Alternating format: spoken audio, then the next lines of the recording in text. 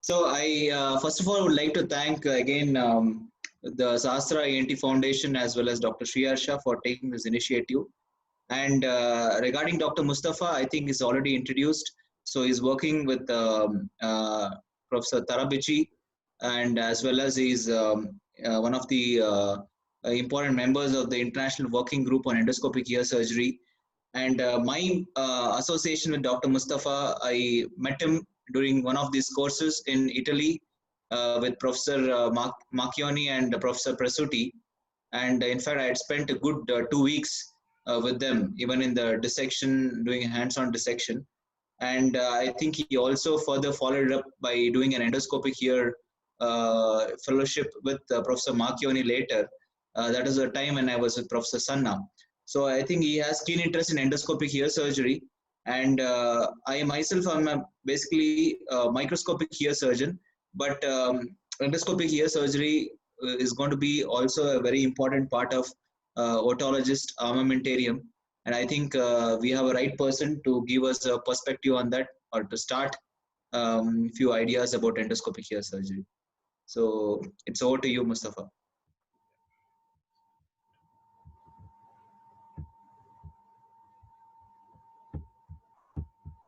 I'll just start sharing my screen. Okay.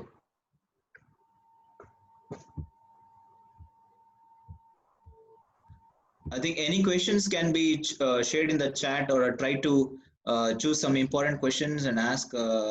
Is it okay, Dr. Mustafa? Yeah, it means I'd like to answer all the questions towards the end of the End of the the end of the yeah. session. Yeah, yeah. So yeah, so thank you for the nice introduction, Uday. Yeah. Good evening, everyone. I'm Dr. Mustafa Kapia from Dubai, and today I'm going to talk on endoscopic ear surgery. Just a minute. So it's not a new topic, but I must say that many established ear surgeons are still very hesitant to accept the fact that endoscope is a much better and the superior tool than microscope in middle ear surgery. And today I'm going to talk on some principles, some tips and tricks, an overview of endoscopic anatomy, especially the retrotympanum area, and how to start endoscopic ear surgery in our practice.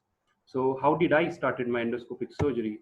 I completed my MS from Mumbai in 2012, and to be very honest, at that time I didn't even know that we can do a complete ear surgery using an endoscope. I did not even know the term endoscopic ear surgery. I met Dr. Tarabichi in Dubai during the First World Congress in 2015, and soon thereafter I started working with him. So it's a privilege to work in the institute, which is like a birthplace of endoscopic ear surgery. And I remember during my initial days when he used to operate on cholesteatoma cases, so he used to call me and he used to show me all the different structures which we can see with the endoscope, and he used to tell me, Mustafa, I have been telling this since last 20 years that the endoscope is a much better and superior tool, but the people are not accepting it. But I think nowadays people are more open to this idea of endoscopic ear surgery, and especially the new ENT colleagues, they are accepting it more freely in their practice. So we are coming up with this new center, Tarabichi Stamberger Ear and Sinus Institute in Dubai. It's a dream project of Dr. Tarabichi and late Professor Stamberger. The building is ready, and we are going to move in next few months. So we are also conducting this endoscopic ear and endoscopic sinus hands-on courses twice in a year in Dubai, and I strongly recommend to the new surgeons who are accepting this endoscopic ear surgery to go and attend such kind of courses in their countries, because it really helps uh, uh, to know the anatomy of the middle ear, to know how to handle the endoscope in ear surgery. Just a small announcement. We have this scholarship program. So we sponsor 7 candidates from all over the world. We sponsor their travel, their accommodation, their registrations for these courses. So I would strongly recommend to young ENT physicians out there, please visit our website and drop your CV.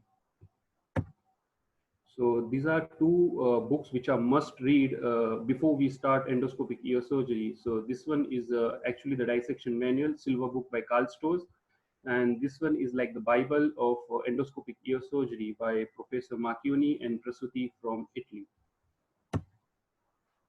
So before I begin, I just want to clarify some terminology. Otoendoscopy is to use an endoscope just to examine the middle ear, and endoscopic ear surgery is actually to perform ear surgery using an endoscope. Michael Cohen and colleagues from Boston, they devised a classification system of endoscopic ear surgery, and they classified it into three classes. So class 0 is exclusive microscopic ear surgery, wherein the surgeon is not using an endoscope at all. Class 1 is when the surgeon is using endoscope only for inspection. For instance, he is doing canal wall up or canal wall down mastoidectomy or just a simple tympanoplasty. But towards the end of the surgery or just before putting the graft, he will just put in endoscope. He will look at the anatomy. He will look for any residual disease. And even if he finds any residual disease, he's going to pull out the endoscope, bring in the microscope again, and he's going to complete his dissection only under microscope. Class 2 is combined endoscopic and microscopic approach, wherein the surgeon is using endoscope for limited time or limited dissection. Like he will do only certain surgical steps like elevating the tympanomeatal flap. He will use endoscope for some dissection in the different areas and recesses. And class 3 is complete transcanal exclusive endoscopic ear surgery. So we did review of literature in 2018 to look for all the published articles in the last 50 years on the use of endoscope in ear surgery.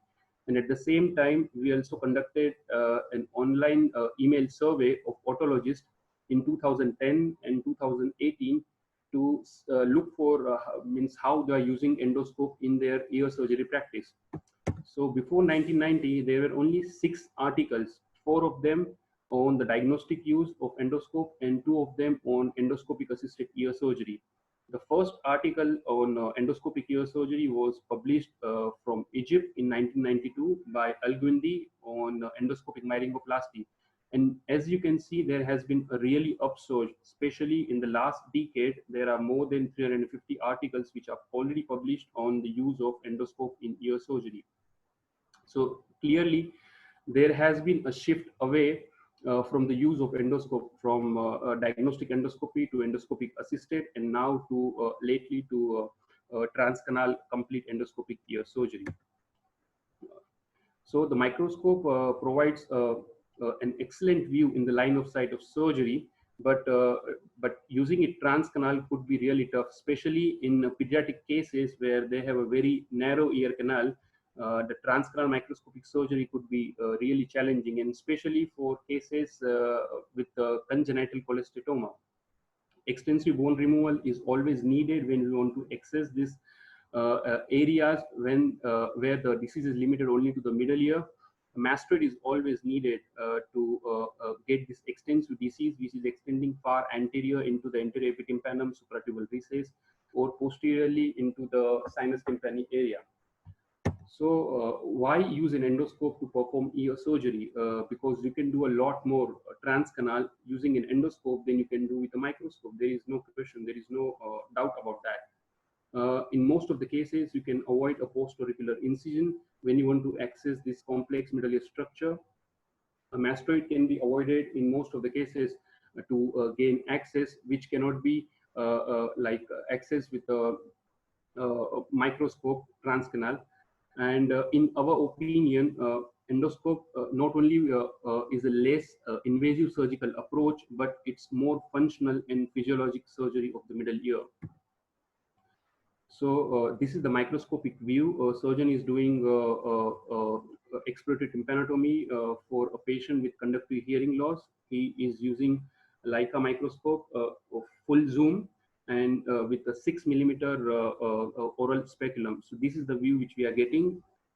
So we can see chorda tympani, the long process of incus, stapes, cochlear promontory, and a glimpse of round window niche. And as you can see, the pathology is spontaneous erosion of long process of incus. So the surgeon removes the microscope and he brings in 0-degree endoscope. So this is the view which we can get with an endoscope.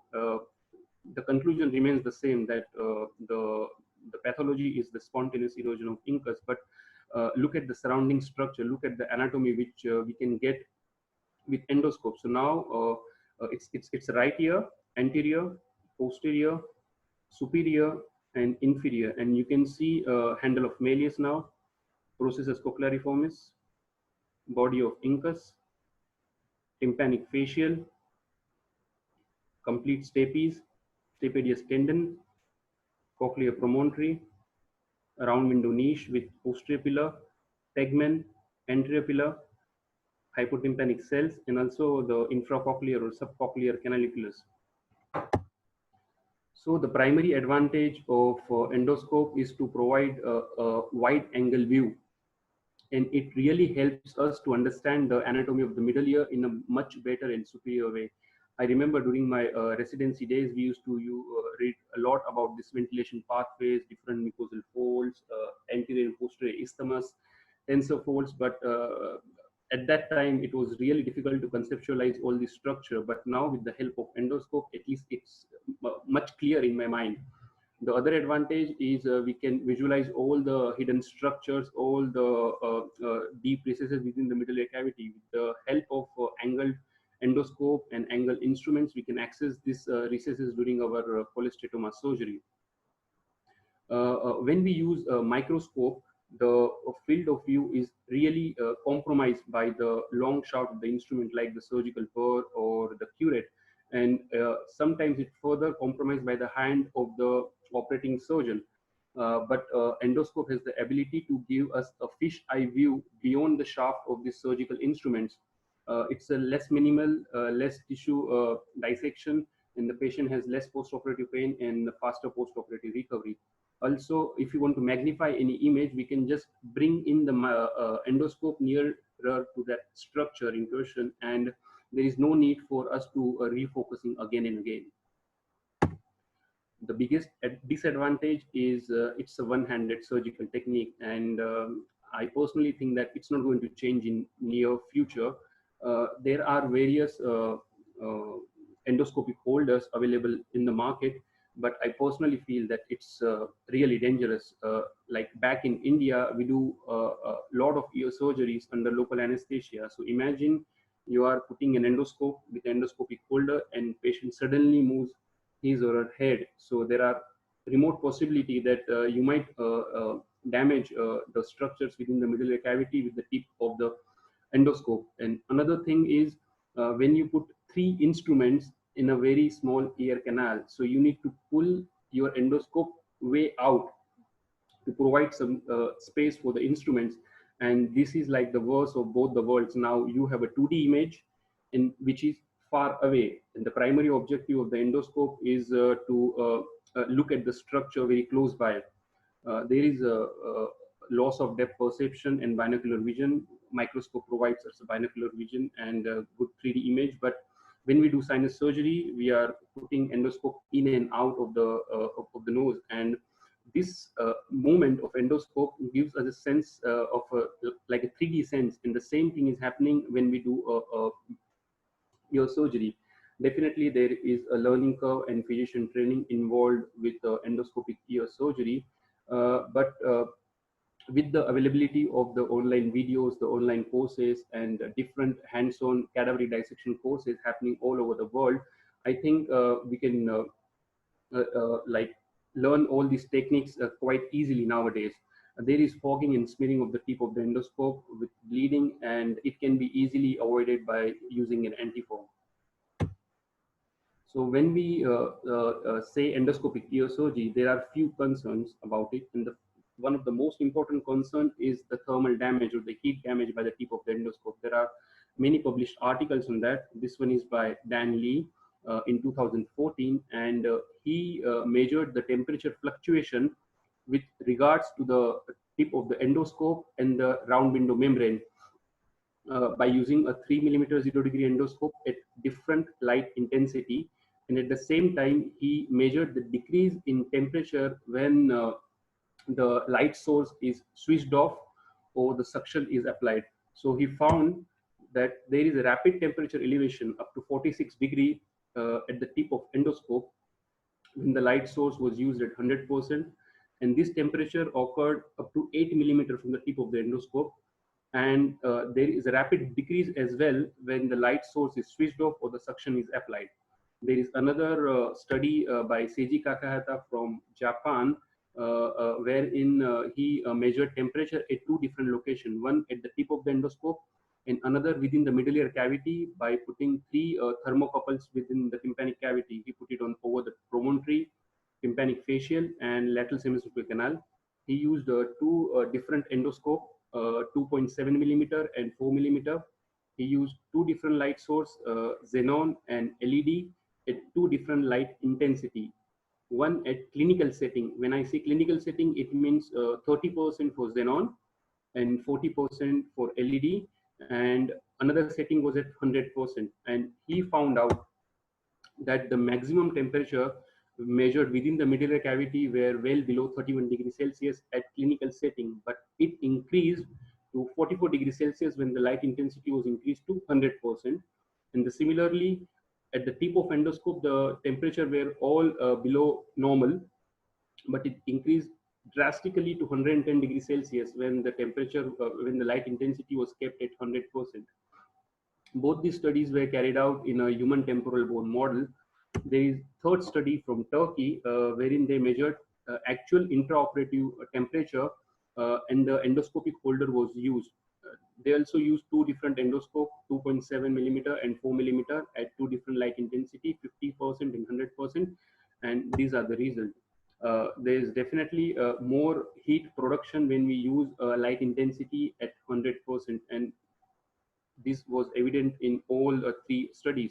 So to conclude, to implicate, yes, there are chances of causing heat or thermal damage when we do endoscopic ear surgery, but it is possible only when we are keeping the light intensity at 100%. So we strongly recommend to keep your light intensity at suboptimal level, to keep it below 50%. Make a habit of checking the light source intensity whenever you start doing surgery. Tell your staff nurse, tell your assistant to check on it before you start doing the surgery. So the question comes, when we decrease the light intensity, does it affect the quality of image which we are getting? So there is another study by Arun Iyer from Scotland. So what he did, he took a consecutive set of operative images at different light intensity, 10%, 30%, 50%, and 100%. And he sent these images to 8 international experts to review these images and actually grade them depending on the detail of anatomy, the color contrast, the overall quality, and the ease and stability of operation. And what he found is that there was no correlation, there was no significance between the light intensity and the quality of image which we are getting. So again, the recommendation was to use the light intensity at the suboptimal level, to use it below 50%. So these are the images. If you look at this 30% light intensity image and 100%, there is hardly any difference in the anatomy. And another concern is the ototoxic effect of the anti-fog which we are using. There are a couple of studies out there, and it does show that there are some hair cell damage when we use anti-fog. But our recommendation is, whenever you clean your endoscope with anti-fog, keep a wet gauze or a wet patty next to it and wipe excess of anti-fog with this before you go in and do the surgery. So when we talk about endoscopic ear surgery, the ear canal has a very different, significant and an important role to play, because this is the main access door for the surgery. So unlike in post-auricular microscopic ear surgery, we do the posterior myotomy and we completely reflect cartilaginous ear canal anteriorly out of our surgical way, and we end up doing surgery only in the bony canal. But in endoscopic ear surgery, the relationship between the bony and the cartilaginous ear canal, the size of the ear canal, the orientation of the ear canal really makes a huge impact on the outcome and our ease of doing the surgery.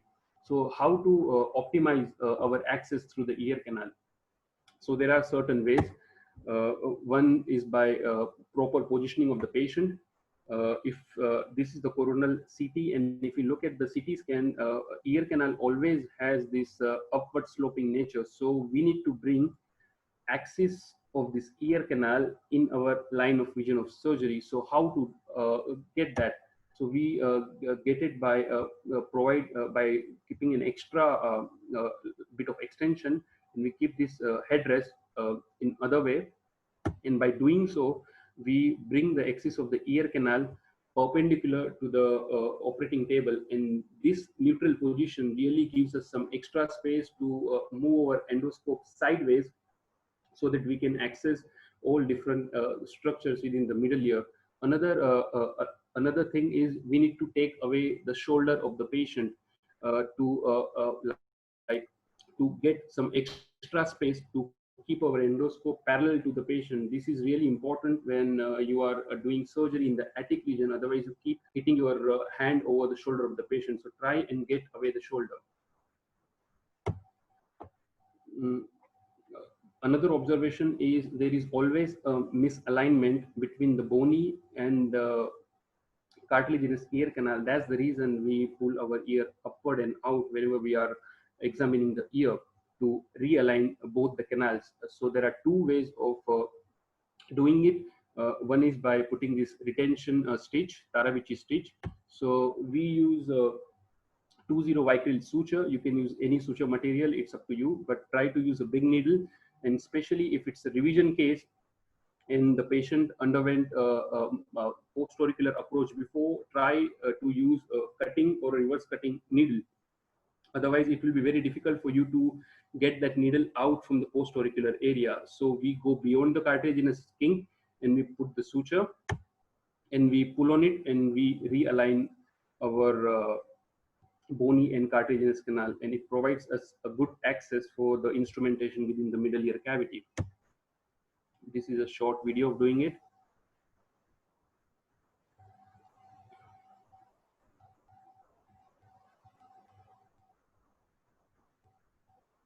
And we pull it and we realign the canal. The another way of doing it is to straighten out that kink, the cartilaginous kink, with the shaft of the rigid endoscope which we are using. Like in endoscopic sinus surgery, whenever we are doing the surgery, we are hooking our endoscope near the nasal vestibule, and the same thing we have to do when we are doing the endoscopic ear surgery. We need to take support of the ear canal. Do not keep floating in the ear canal. During the initial part of the endoscopic ear surgery, when we elevate the tympanomeatal flap, we can rest our endoscope over the inferior or the posterior canal wall.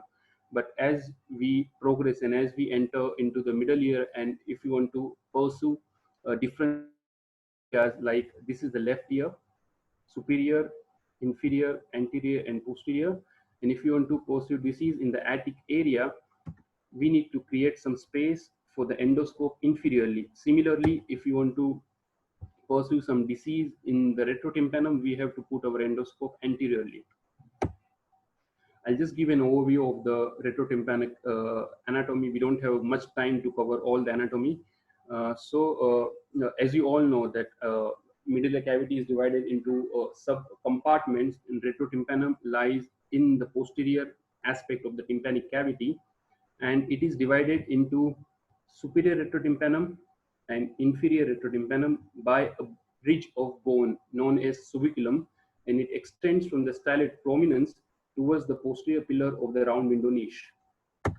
So this is 0-degree view with 4mm endoscope cadaver after removing the tympanic membrane. So you can see handle of malleus, incus, processus cochleariformis, tendon, tympanic fascial, stapes, foot plate, pyramidal eminence, stapedius tendon, facial recess, ponticulus, subiculum, sinus tympani, posterior pillar of round window niche, tegmen, anterior pillar, funiculus with the inferior tympanic artery, the hypotympanic air cells, the carotid canal, and the eustachian tube.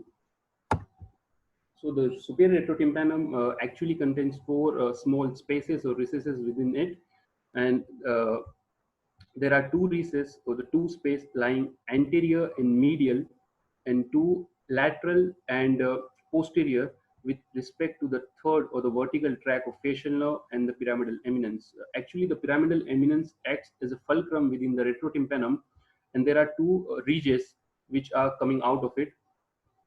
There is one ridge which is coming outwards and transversely towards the caudal prominence, and this is the caudal ridge which divides the lateral space into facial sinus superiorly and lateral tympanic sinus inferiorly. There is another ridge which is going inwards towards the promontory. This is ponticulus, separating posterior sinus superiorly from the sinus tympani inferiorly. So we have four spaces within the superior retrotympanum: facial sinus, separating from lateral tympanic sinus by caudal ridge, and posterior sinus, separating from sinus tympani by this ponticulus. There are various anatomical variants of ponticulus. This is the classical ridge type, absent ponticulus, and bridge type, where the sinus tympani is in communication with the posterior sinus under the ponticulus. This configuration is really important because sometimes if the cholesteatoma is extending underneath, so we need to drill out, we need to remove the ponticulus to get that cholesteatoma out. Similarly, we have variants of subiculum, ridge type, bridge type, and the absent subiculum. So the sinus tympani, the famous sinus tympani. So the sinus tympani lies medial to the pyramidal eminence, stapedius tendon, and the facial nerve, and it lies lateral to the posterior semicircular canal and the vestibule. It has different orientation, the different configuration in shape.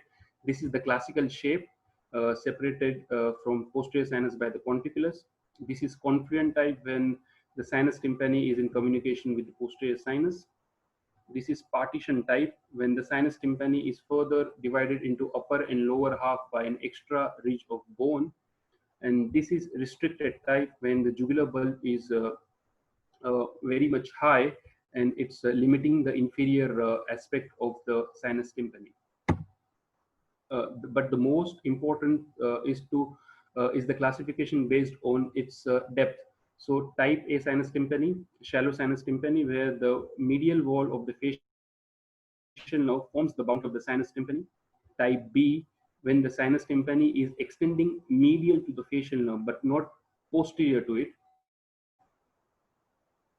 And type D sinus tympani, where the sinus tympani is extending medially and posterior to the facial nerve. Clinically, type A and type D sinus tympani can be accessed with transcanal endoscopic option, but in cases where the sinus tympani is very deep, going posterior to it, so we might need to do a transmastoid retrofacial approach to access the disease in that area.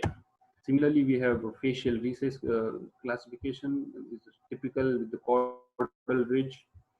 This is type caudal ridge. This is partially absent, and this is completely absent. In the same way, we have a classification based on the depth of the sinus, depth on the facial recess, type A, type B, and type C. Sometimes the retrotympanic pneumatization may go under the pyramidal eminence, creating a space known as a subpyramidal space. So this subpyramidal space is bounded flatly by the medial aspect of the pyramidal eminence, and medially by the lateral wall of the tympanum. Inferiorly, it is bounded by the ponticulus, and posteriorly and superiorly, it is bounded by the facial nerve. And there are different classifications depending on the depth and the communication with the sinus tympani and the posterior sinus. So if the disease is extending inside this deep space, so we might need to drill away the pyramidal eminence to get access. And in some cases, this pyramidal eminence might be fused with the lateral tympanic wall, and there is no subpyramidal space in that case. So The sinus subtympanicus, also like the inferior retrotympanum, is also known as the sinus subtympanicus, and it lies between the subiculum superiorly and funiculus inferiorly.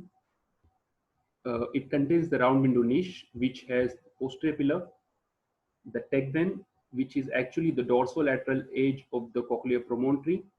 And in some cases, we need to curate out, means most of the cases, we need to curate out the tegmen in order to view at the round window membrane and the anterior pillar. Fustis is like a thick, smooth ridge of bone which is linking the styloid prominence with the basal turn of cochlea, and it's a very good anatomical landmark in order to identify the round window niche. There are few pneumatization in and around fustis. It is known as the Proctor's area concomitant. So again, left ear, subiculum, funiculus with the inferior tympanic artery, posterior pillar, tegmen, anterior pillar, styloid prominence, fustis, area concomitant, and the subcochlear or the infracochlear canaliculus. Sometimes the pneumatization might extend anterior towards the petrous apex, and depending on the degree of pneumatization, there are three classifications to it.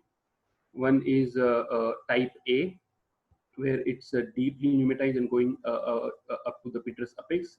Type B, where it's partially pneumatized, and type C, when there is no pneumatization and there is absent subcochlear canaliculus.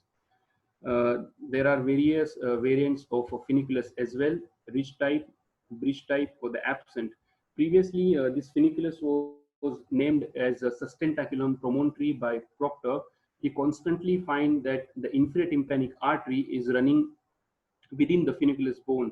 So the name came from Latin. Sustentaculum means support, but like this is renamed by Professor Marchioni as a funiculus. Fin in Latin means borderline or the boundary. So that's why the name came as a funiculus. So when you start your endoscopic ear surgery, you actually don't need any fancy instruments to start with. Nowadays, almost all of us are doing endoscopic sinus surgery, and we can use the same 0 degree, 4 millimeter, 18 centimeter long endoscope to start our first case. The longer instruments usually helps us to have our both hands at a different distance from the ear canal, and it really avoids like interfering with one another during the surgery.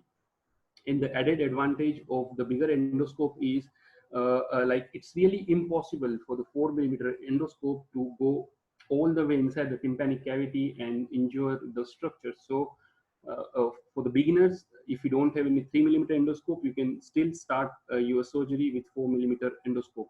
As you start doing more and more surgery, as you get used to the instruments used in the endoscopic ear surgery, you can get 3 millimeter 0 degree or 30 degree endoscope. There are two cameras available in the market. One is the single chip camera, but the problem with single chip analog camera is it has a tendency to red out during the surgery when we are operating in a narrow space like ear canal. Although in endoscopic ear surgery there is not much of a bleeding, but the field of view gets to get more reddened, which causes complete saturation of the camera, and it gives an orange hue over the field, and it really becomes very difficult to identify even the simple anatomical structures. But in case of three chip cameras, it uses the prism, which segregates this spectrum of light, red, blue, and green, into three different chips, and it avoids the red out phenomena. So whenever you are starting your surgery, try to do it under using three chip camera, because if you are using single chip and if you are not getting a good field of vision, then there are high chances that you will give up too early and you will switch to microscopic ear surgery.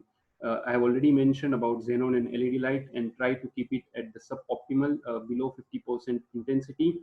And you can use the same conventional otology instrument which you are using for your regular surgery for the endoscopic cases. So these are the instruments which we use. So we have this 4 millimeter, 18 centimeter long endoscope. We have this 20 ml syringe with the soft tip catheter. These are few suction instruments, the Penati. and the regular suction. These are pair of forceps, some skin hook to harvest our tragal perichondral graft. This is a sterile wooden tongue depressor for preparation of the tragal perichondrium graft. This is the block to prepare our cartilage and ossicular prosthesis. One curette and chisel and hammer. We usually use it during our stapes surgery. This is 20 vicryl, which we use to take the Tarabichi retention stitch. These are a pair of cup forceps, straight upward, some Baluchi scissors, and the alligator forceps. And for the straight instruments, we really use only 3 or 4 house, a Rosen, and some different angle round knife. So once you start doing more and more endoscopic cases, then you can get more of this curved dissector, Thomason dissector. These are really useful when you are starting to do your cholesteatoma cases. Then you can get some curette, and this is round knife which comes with a suction, and it is really helpful when you are elevating a tympanomeatal flap. These are Penetti suction instruments, which has different curvature, different angles. Some are blunt, some are uh, very fine, and this really helps us to dissect out the disease during the surgery. And another advantage is the rotatal, the rotating connector, which we use for the Penetti suction instrument. So it usually becomes very easy to manipulate this dissector or suction instrument within the middle ear cavity. This is the OR setup. So the surgeon is standing or sitting on the ipsilateral side of surgery. We have the screen on the opposite side, the scrub nurse here. You need to keep your microscope ready in case if you need to switch over during your initial endoscopic ear surgery cases. The anesthetist, and you keep your cautery and the drill and piezo on the leg end. In order to avoid some neck pain or back pain or shoulder pain, it is always advisable to have the center of the screen at the same height of your eye, and because it avoids the temptation of overextending the neck during the surgery. You can sit, you can stand. I've seen Professor Marchioni, Dr. Mohan Reddy, they usually stand and do the surgery, but we personally sit and do the surgery. You can use this armrest to rest your hand, and you can hold endoscope the way you want, but just make sure to get this cable out of your surgical way. So one point I want to make is if you are a right-handed surgeon, try to do surgery in the left ear first, because there are two advantages of that. You are holding an endoscope in your non-dominant hand and you are resting it in the inferior canal wall, and with the dominant hand you are doing the instrumentation, so there are very less chances of instrument crossover when you are a right-handed and doing surgery in the left ear. And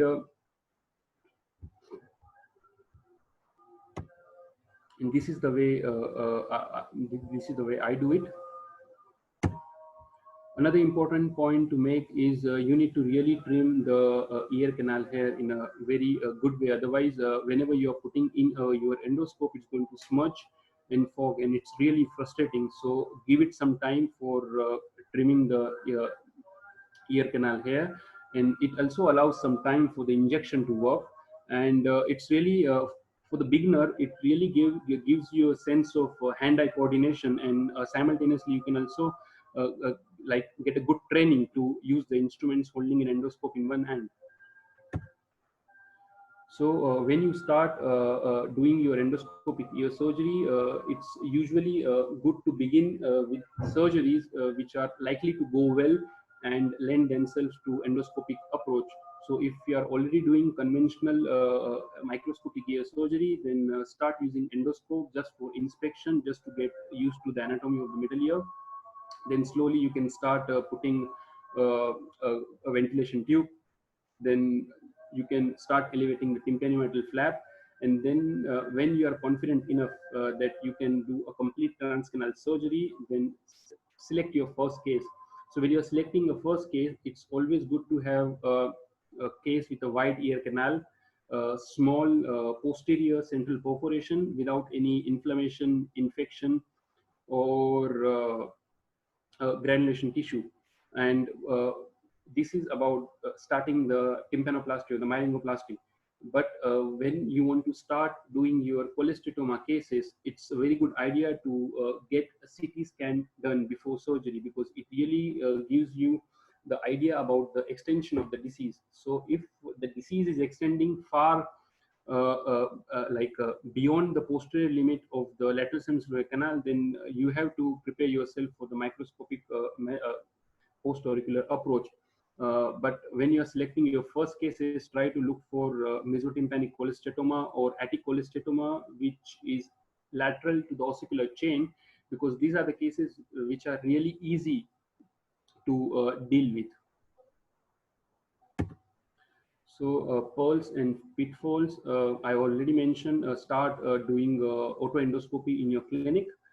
Try to use endoscope in the ear canal. That will really help you to like select your first initial cases, because you can look at the size of the ear canal, you can look at the curvature of the different ear canal, and especially when you are using any angled endoscope, you need to avoid any trauma to the ear canal when you are inserting this endoscope. It usually happens when you're using a more angled scope like 45-degree. For initial cases, you need to add some extra time to your OR list, because definitely it's obvious that you will take some extra time for the surgery. Already mentioned about the patient with a wide ear canal and simple uninformed pathology. Spend some time trimming your hair, and please don't give up too early. I know it happened with me as well. When we start elevating the tympanomeatal flap, and if it's bleeding, it's really frustrating. But pack it with the cottonoids soaked with adrenaline, and the bleeding is eventually going to stop. So don't give up too early. And remember, converting to an endoral or post-oral is not a failure. You can definitely come another time. You can select your case properly, and you can start doing endoscopic ear surgery. So these are the common mistakes which we make. I have made the same mistakes multiple times when I started this surgery. Uh, I, I just need to make a point on how to manage bleeding during endoscopic ear surgery. So if you are doing your surgery under general anesthesia, try to use total intravenous anesthesia. Tell your anesthetist to maintain mean arterial pressure between 50 and 60, and pulse somewhere around 60. Give a very good a local canal injection. After giving local injection, please don't jump and take your canal incision. Give it some time. Pack the medial canal wall with the cottonoid soaked with adrenaline. Nowadays in the market, there are some fine tipped low power monopolar cautery available, and it is really helpful for the beginners to actually design your tympanomeatal flap, so it reduces some bleeding. If you see any frank bleeder in the middle ear, then you have to use your micro bipolar forceps to control it. And please, if there is any bleeding, pack the middle ear with cottonoids soaked with adrenaline. Believe me, the bleeding is going to stop in another 5 minutes. So don't give up, just wait and watch. I've already mentioned how to avoid the trauma with the angle endoscope when we insert inside the ear canal. And we need to understand the limitation of the equipment, because most of the time with the angled endoscope, it happens that we can see that particular recess or area within the middle ear cavity, but with the available instruments which we have, it really becomes difficult to access those areas. So for those particular area, you need more curvature and more angled instruments. The endoscope gives us a fish eye view. It means the periphery of the field is more magnified as compared to the central field, and this really gives us a misjudgment about the length of the tympanomeatal flap. So we land up taking a short tympanomeatal flap. There is no harm in taking a short tympanomeatal flap, but when we are curating the posterior superior bony overhang, or when we are doing the atticotomy, it really becomes difficult to maintain the integrity and to do the reconstruction. So the round knife which we are using has a width of 3 millimeters. So you can use this width to measure the tympanomeatal flap. and always try to take incision slightly lateral to the area which you are expecting. Taking a slightly larger tympanometal flap is not going to harm you. You can definitely roll it up and you can just pack it away with the cottonoids, and you can do your dissection in other areas. And another thing, when you are doing endoscopic cholesteatoma surgery, especially the attic and antral disease, please avoid the temptation of chasing down the cholesteatoma, because you need to have a 15-minute by the clock rule. We keep chasing the cholesteatoma in order to avoid a mastodectomy. But if you are chasing the same cholesteatoma for more than 15 minutes as measured by your scrub nurse, then you have to consider doing a mastodectomy.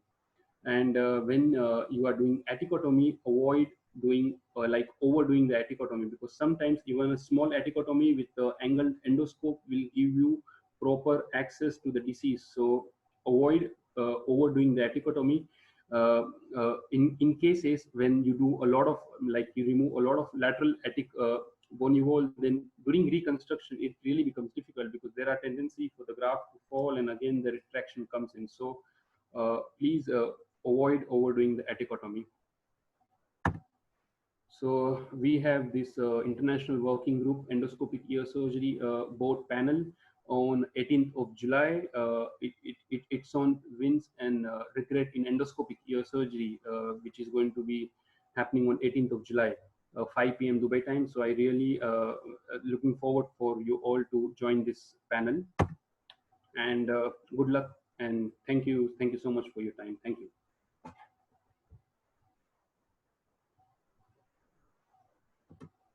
Okay. Shias, are you there? Yes, sir. So can we? So you can share screen. So we have a lot of questions from the audience. Yeah, I can see that. Yeah. The share screen, is it? Okay. Okay. So can we take some questions, Dr. Mustafa? Yeah, sure. We have all the time. I think it's a very nice and very what do you call informative and very good talk, and very, a lot of basics were covered. That's what I get to see from the chat. So I have just gone through some of the questions, and I think maybe they are repetitions, but still in concise, there's some questions that I've listed. Can I ask now? Yeah, sure. So the first thing is that because we all have these doubts, so the thing is that we have to, I believe that as otologists, we have to keep, as I said, some of them are exclusively endoscopic or maybe exclusively microscopic, but I think the future is going to be combined use of both. This is what I think. So now people talk about single hand versus endoscopic holder. Now, what is your suggestion? Is there any advantage of an endoscopic holder? And because I've seen Professor Macchioni and all operating single-handed, standing with the standard nasal endoscopes. So what is your opinion? So I'm personally trained as an one-handed surgeon, so we are not using any endoscopic holder. Yeah. I've already mentioned that there are 2 or 3 disadvantages of using an endoscope. First, when you're using 3 instruments in a very narrow ear canal, it really becomes difficult to manage. So you need to pull out your endoscope out. So the image, the quality of image, the magnification which you are getting is not good enough. It's like doing a surgery using a microscope then. So that's what my thought is like. If you compare with the traditional microscopic ear surgery, most of the time we are holding a suction in our non-dominant hand, and most of the surgical work, most of the dissection work we are carrying out with the dominant hand. And the same thing is happening in the endoscopic ear surgery as well. We are carrying most of our dissection, most of our work with the dominant hand. And given a very minimal bleeding which happens, we can pack that area with the cottonoids, and we can still carry out with our dissection with the dominant hand. So I personally feel that it's possible. It's quite possible. Means we are doing surgeries with one-handedly, single-handedly. So that is my thought and my talk on that. Okay. Now, because people use this the endoscopes attached to the microscope, and then they say that it can be moved forward and backward. The reason why I asked you is that because if somebody wants to start endoscopic ear surgery, say uh, from the scratch, now either he could no, it's important to practice one philosophy and probably changing it to the next one might be difficult. No, either with the older or with the hand. So this is the basic question. So so how does one decide now? This is the thing. It's really up to you when you're starting the surgery. So I personally feel you can start, because once you will start doing like both hands using the ear surgery, endoscopic ear surgery, then converting it again into a single-handed will be difficult. You will have Yeah. another learning curve for that. So if you are starting it, start with one-handed, and definitely initially you think that it's really difficult to manage. It looks weird, but slowly you will learn the practice. Like you can start doing it. So the take-home message is start with one and you stick to that. So Yes. whether it is whatever. Yes. Okay. Yes. And the second thing is about a lot of people asking about the instruments. So how important do you think that some of these modified instruments are? Like maybe if a beginner to start with a meringoplasty also, how important is this modified instruments at various sets that we know of, but to use them? Like what do you think are the basic, or other words, few basic instruments or some few important of your in your set that is required for you in endoscopic ear surgery? For endoscopic ear surgery, I need a different angle round knife. The Okay. first thing, to take proper canal incision, because that is really important. If you misjudge your tympanomeatal flap, or if you are not taking any proper canal incision, then that is going to give a really hard time. Another one is a straight pick like Rosen, which we Yes. use, one house to place the graft and to elevate the tympanomeatal flap. And like if you are doing a regular simple tympanoplasty or myringoplasty, I personally feel that you don't need any kind of like specialized instruments to start with. Whatever instruments you have in your conventional microscopic ear surgery set, you can use the same kind of instruments. But once you start doing more cholesteatoma cases, more extensive cholesteatoma, then definitely in those cases you need like penalty suction instrument, more cord, dissectors, and like suctions to deal with the feces. Otherwise, you can straight away start your endoscopy surgery with the 4 mm, 0 degree, 18 cm endoscope, which are using for the sinus surgery, and same set of instruments which are available to a conventional ear surgery set. Okay. Okay. And the next question is regarding this Tarabachi stitch. Because I've observed in sometimes when people use the conchal cartilage for rhinoplasties. So I've seen that now to prevent the hematoma, they stitch the conchal cartilage. And I've seen them giving a very bad scar here. I mean, it happens that because you have a bad scar or your conchal region. So what do you think about this Tarabachi stitch? Has it led to any No, bad because scar? Because you no, take we are not taking the stitch to the conchal region. We are taking it to the canal. So okay. the Is stitch it is not visible. We are sorry. at the junction of the canal and the conchal cartilage? No. Way inside. It's way Okay. inside the ear canal. You don't see it from outside. Even the nil piercing, you will not see it from outside. And it comes from the postauricular region. So there is no reason Okay. for Yeah. any scar to be happening in that particular area. Yeah. No, I know that. So that means you need to avoid taking a stitch to the conchal cartilage. That's the thing Yeah. that. There is no point in taking to the conchal cartilage, because we need to Okay. avoid the posterior cartilaginous the hump which is there. So the taking it over the conchal region is not going to help. Okay.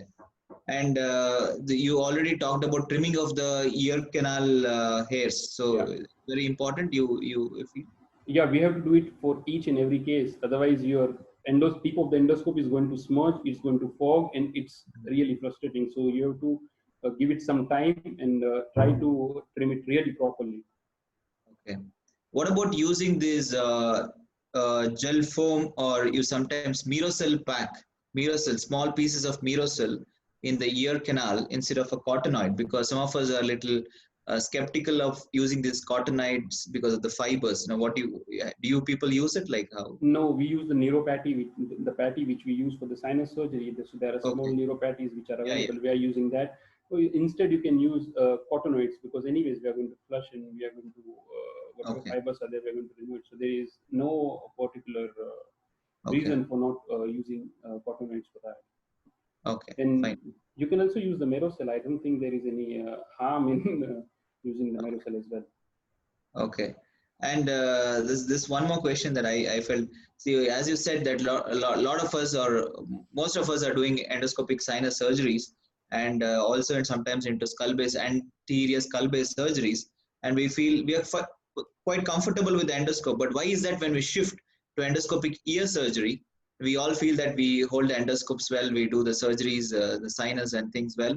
But when it comes to ear surgery, shifting from thinking that we are good sinus surgeons, why is that difficulty? Is it a mental thing or is it something to do with what do you think? Because I face myself now whenever I try, though I use basically operate using microscope.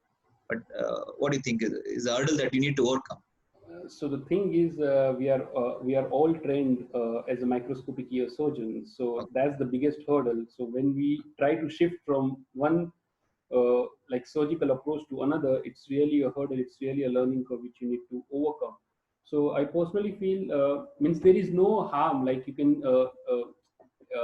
can think like you want to do endoscopic ear surgery, and other day you can just select your case and you can start doing the endoscopic ear surgery. It's not difficult, but given the small space and the loss of depth perception which happens with the endoscopic ear surgery, I think that's the main concern and the main things to worry when you switch from microscope to endoscopic ear surgery cases. So you mean to say just practice? It's just the practice. It's just the practice, and it's just the way it looks with the endoscope. That's all. And what about this? Do you raise the in case of bleeding from the ear while doing canal incisions or raising the tympanomeatal flap in endoscopic ear surgery? Is it do you advise keeping the head up, tilting the head up in case if there's excessive bleeding and you face difficulty? We usually give a slight head up position like a reverse tendon. Again, we do all our cases under general anesthesia. Okay. We always give that position. But as I mentioned, if there is any bleeding, just wait and back your ear. That's it. And there is nothing else you can do about that. So any chance of inner ear damage because of endoscope and also the defogging agent that you use, inner ear damage? I've already mentioned that whenever you're using this anti-fog, we are wiping off the extra anti-fog with the wet patty, which is there before we insert our endoscope inside the ear. Yeah, there are chances, but we have not seen any of those cases. So, and we keep irrigating the ear, a lot of irrigation during the surgery. Okay. So everything is really washed out of the ear. So is there a problem for the flap, like when you irrigate so much, like because how do you protect your flap now? No, there is no issue with the flap. Yeah, one last question. Now, some of us do endomeatal meringoplasties using microscope, endomeatal. Okay. So when you position this, like where do you position this flap, the tympanomeatal flap? Because is there any difference that you think that the way we position in endomeatal meringoplasty or in endoscopic ear surgery? Position in the sense when you elevate the... When you elevate the tympanomeatal flap, where do you keep the attachment? Like you, either you do it 360 degrees or like you keep it attached? No, it depends on the size of the perforation. It actually depends. If it's a small posterior perforation, then we'll take a regular 12 o'clock and 6 o'clock incision. And we go more anterior as the size of the perforation is bigger. Okay. So, and we also do this lateral Sheehy lateral graft tympanoplasty. So in that case, we take a complete canal incision and we take out the skin along with the epithelial layer of the tympanic membrane. So it actually depends on the size of the perforation. Depends on the size of perforation. Yeah. Okay. Absolutely. So I think we should open it for the audience because I think in general I've asked some of the routine doubts. So if anybody wants to ask questions. Yes, sir. Unmute one by one. There were few requests. Dr. Shekhar Reddy is from Hyderabad. Hello, Sri Harsha? Yes, you can go ahead, sir. Hello, Mustafa? Yeah, hi, Dr. Reddy. Mustafa, it was a nice presentation. Thank you. Hello? Yes, nice presentation and why good moderation from... Hello? Yes, we can hear you. It was a good moderation from Udayban also. I have been doing since 2014 more than 1500 to 2000 cases I have done endoscopic ear surgeries. Oh, that's really amazing. It includes more than 50 stepidotomy cases also. Mhm. Um, So we have to one learn thing from I you want then. to ask is no. Few things I will tell. There are so many questions that to remove that hair. There is Indian market wheat ointment is available. After doing the skin test, we can apply in the ear canal along with some cotton ball, so that all the hair particles will go. After 5 to 10 minutes, we can start. And one more point is yeah, Dr. Jankiram, he says that the luminization of airway in endoscopic nose surgery. Here also we can practice that. We can use other carotenoids or this merosil packs, small. After infiltration in India, most of the people they do under local anesthesia. So what I advise is we have to pack with this Gilokin soaked adrenal carotenoids or with merosil, good hemostasis without any, with minimal bleeding, we can do good surgery. And one more advice is what I routinely practice is for small perforation, small tympanomeatal flap elevation. No need for 270 or 360 degree elevation. Only subtle perforations it is recommended. That is my personal observation. And all my ear cases, the subtotal perforation, I keep rim of cartilage. It good it's graft very well, and success rate is also good. Hello, Yes. Mustafa? Yes, I can hear you. Yes, Yes, I am yes. hearing you. So only thing I wanted to ask is is there any study that the chances of tinnitus, does it increase in endoscopic ear surgery compared to microscopic ear surgery? What Tinnitus. tinnitus? No, Chances of tinnitus. I have not looked. No, I need to look at. No, I don't know about that. Because this especially in stapes surgery there is evidence. In stapes surgery it is evident, the more the time that the window is exposed to this heat, the greater is the chance for tinnitus. More heat is transmitted in endoscopic surgery. In the laryngoplasty also, is there any No, I need to look at the literature. I am not aware about that. I need to look at that. Sir, thank And you. then, We'll move on to the next participant because we have a lot of requests to take. okay, thank you, Harsha, thank you for giving me the opportunity. Thank you, Dr. Reddy. Dr. C.B. Nandyal, sir, you can go ahead. Yeah. It was a nice presentation, sir, with anatomy and all evidence based. Thank Very you, nice thank you. presentation to Mustafa. Very nice, sir. Very lucid talk. Very excellent presentation. Till Thank today, you, I thank you. heard about the endoscopic ear surgery. One more thing I want to like to add is in atic cholecystoma, we always blame that eustachian tube is the responsible for retraction pocket. But you know the entry and posterior they are blocked either by edema or infection or keratoma. Then also, even though eustachian tube is normal, that anterior and posterior ischemicus is a block will cause atic retraction. So while removing the cholecystoma is lateral to the ossicles, we have to join anterior and posterior ischemicus. And we have presented that in Indian Journal of Otolaryngology and named it as MRMC ventilating port.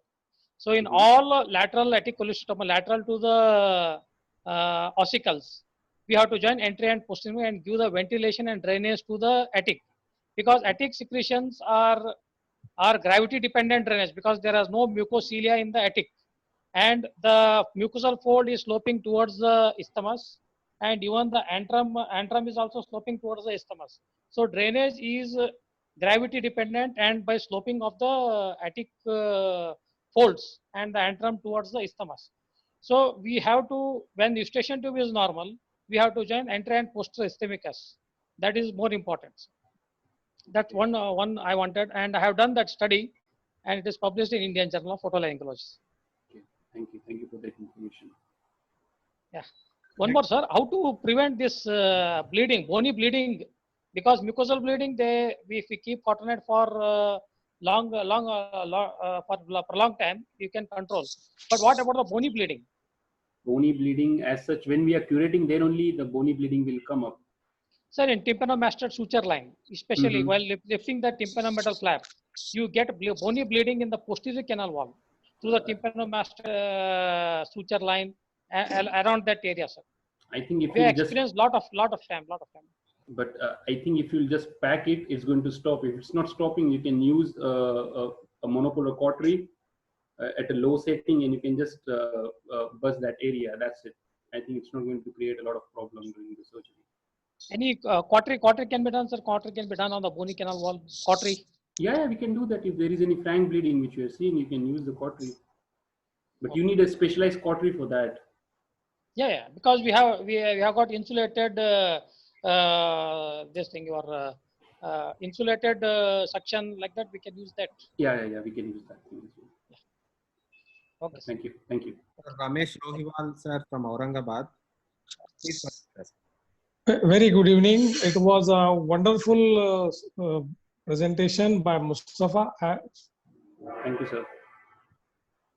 I have interacted with you earlier. I have attended your webinars about CI initially. Okay. I just wanted to have your opinion about, and to be very honest, I'm into the otology for last 35 plus years, and you have stated correctly, never give up. I am not yet given up. I am trying and I am modifying my few things and slowly getting geared up into the endoscopic ear surgery also. I wanted to have your opinion whether how much experience you have about the cartilage plasty, which is very popular for regarding this endoscopic ear surgery, cartilage plasty. Are you using cartilage as a graft routinely? No, we are not using cartilage as a graft routinely. We just harvest the tragal perichondrium and we're using the perichondrial graft for reconstructing the eardrum. I heard you telling that. It's a perichondrium. But personally, we are not using that much of cartilage to reconstruct the tympanic membrane. We use cartilage just to reconstruct the attic area after that. Yeah, that is true. But personally, like I don't have much of the experience of cartilage tympanoplasty, but we can definitely do it. But there are many studies which implicates that the cartilage, when we do the cartilage tympanoplasty, the amount of vibration which is supposed to happen, it doesn't happen. So there is some degree of damping of the vibrations. Yeah. That's the only thing which is there. Just additional precautions. If you have any suggestions, the only fear, whenever we are using drill, when you are doing endoscopic ear surgery, that fear is very much there. The drill bit touching sometimes the tip of the endoscope and all. What extra precautions will you advise for a beginner like me? Stay away from the drill. We are not using drill a lot of time. We are using curate most of the time. We have not used very. Agree with you. Thank you very much. Thank you, sir, for your nice. Thank you.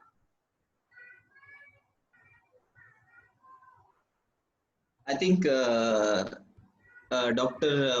Mustafa, I think a fantastic talk. So I think there'll be I'm sure a lot of questions and a lot of debate can be done. But I think the idea was to start with the right person, talking about endoscopic ear surgery and some of the very basics that we wanted to talk. And probably we'll do more sessions like this. So thank you, Uday. Thank you for the opportunity. Hopefully we'll learn a lot from you. Thank you. Yeah. Thank you, sir. Thank you, sir. Mustafa, sir. Thank you for the opportunity. Okay. Thank you. And I think this is the last day of your subscription, right, for the Zoom. And you're taking a break, or you're going to keep it going for the next few days? We'll take some short break. Short break. Okay, fine. Actually, some of us are getting back to work. Actually, it's been a month, so now we're actually into work now. I don't know how it is in Dubai. Yeah, no, it's same here now. We started working again, so I think the participants level is going to go down now. Yeah, so it is. Everyone will be because schedule is unpredictable sometimes. Yeah. Logins today for this webinar.